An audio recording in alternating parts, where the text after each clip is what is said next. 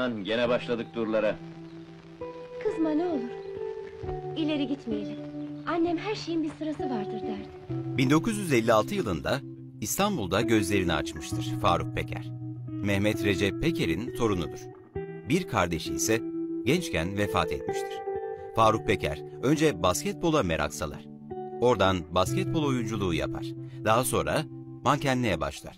Ki fiziği, boyu, duruşu, mankenlik için aranan özelliklerde olması oyunculuk alanında yolunu açmıştır. Yönetmen koltuğunda oturan Yılmaz Duru'nun yapmış olduğu 1977 yılında Kükreyen Aslan filminde oynamıştır. İşte buradaki karakter onun için sinemaya giden yolda büyük bir fırsat olmuştur. O dönemde yaşayan birçok Yeşilçam yıldızı ya zorla ya tesadüfen ya da ekonomik zorluklardan dolayı bu sektöre adım attığını söyler. İçlerinden biri de Faruk Peker'dir.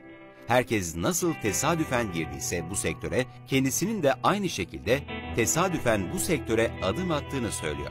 Bir zamanlar Yılmaz Duru'yla aynı yerde yaşıyor. Yaşadığı bu dönemde sürekli kendisini beğenen Yılmaz Duru'nun sinema teklifiyle geldiğini ve kabul edip bu yola çıktığını da ekler.